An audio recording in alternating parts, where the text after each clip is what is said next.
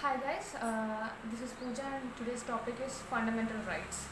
So what are fundamental rights? Fundamental rights are those rights which are applicable to every Indian citizen. Right from a moment a baby is born till an 80-year-old or 90-year-old dies.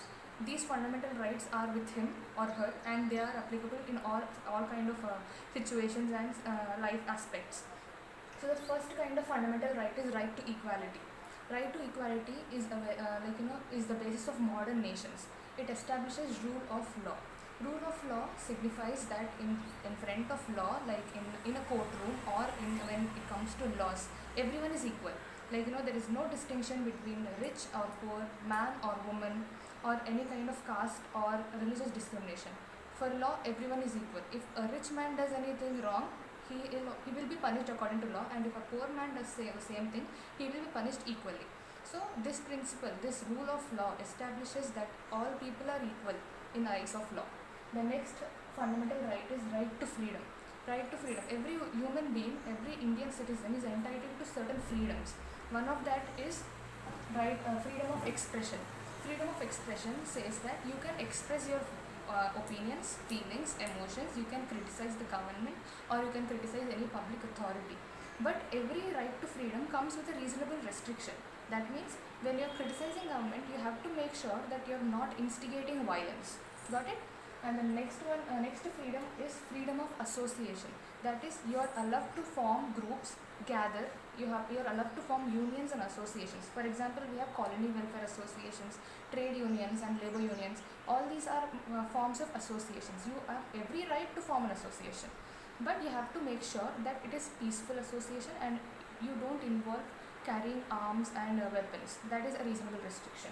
Then the next right to freedom is freedom of movement. Like, I'm right now in Hyderabad, so I have the right to move to Mumbai or Kerala or Bangalore. That is my right. I can reside in any part of the country. But the reasonable restriction for this is that you have to not trespass into another's property. Got it? Like, you have to take the permission before you go to anyone's house and live there. Then the next one is right to freedom of occupation. Like, here I am teaching, so this is my choice. If I don't want to be a teacher, I can be a lawyer, I can be an engineer, I can be a doctor. There is no one who can tell me that you should not be this. That is right to freedom of occupation. The next one is there is a reasonable restriction on right to freedom of occupation, and that is you have to not indulge in illegal activities. You cannot illegally trade or smuggle. That is a reasonable restriction. The next one is right to freedom of religion. India is a secular country. That is mentioned in the preamble of the constitution. So the state doesn't have any kind of official religion. Whether it is a Hindu, Muslim, Sikh or a Buddhist, Jain, everyone is equal and everyone has the opportunity to profess, practice and propagate. You can preach your religion, you can propagate, you can spread your religion through seminars or holding any kinds of ceremonies and all those things. But one reasonable restriction here is you can't forcibly convert people to your religion.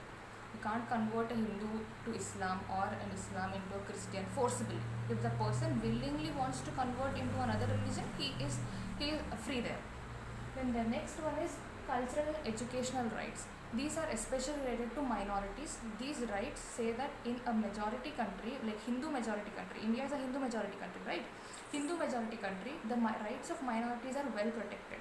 That is Muslims, Sikhs, Jains, they all have the right to preserve and practice their culture, script and language. Suppose there are only around 50 to 100 members of a particular culture who are left.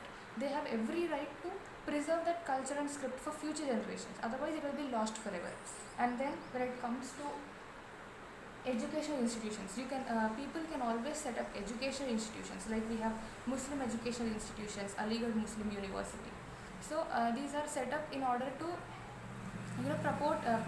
propagate their own culture and their own by imparting secular education, but you are propagating Islamic values there. So that way you will always have a right to propagate your culture, protect it and preserve it when you are under this right. Then we have right against exploitation. This is very important because it defines what we cannot do. One of them is child labor, human trafficking, untouchability and bonded labor. Right against exploitation prevents these things. You cannot employ a child who is below 14 years in hazardous works or any kind of work, like for that matter. Like you see people, children working in roadside dabas. That is also illegal and it's a punishable offense. Then we have human trafficking. Human trafficking is the buying and selling of humans, mostly children and young women. So this kind of human trafficking is also illegal. It is a punishable offense with strict penalties. And then we have bonded labor. Bonded labor is the kind of labor in which the person is made to work for long hours in unhygienic conditions and he is not given proper pay. In such cases, the person who is employed in this labor is so weak that he cannot come out of that contract. So, right against exploitation prevents bonded labor too. Then we have untouchability. Untouchability has been deep-rooted in the Indian system because of the castes. And then after when we when we got freedom in August 15, 1947, untouchability was banned from there on. You can never discriminate against a person and you cannot call him an untouchable. It is a punishable offense. Then the last right is right to constitutional remedies. Constitutional right to constitutional remedies is the heart and soul of Indian constitution because this right makes all the other rights enforceable. Suppose you are a child and you are being employed in a factory or in a home as a domestic help. Right to constitutional remedies will help you to enforce your rights. Like your right against exploitation will be enforceable. You can complain and authorities can come and take action against you. So that is why Dr. B.R. Ambedkar, the architect of Indian Constitution, has called right to constitutional remedies as the heart and soul of Indian Constitution. Thank you.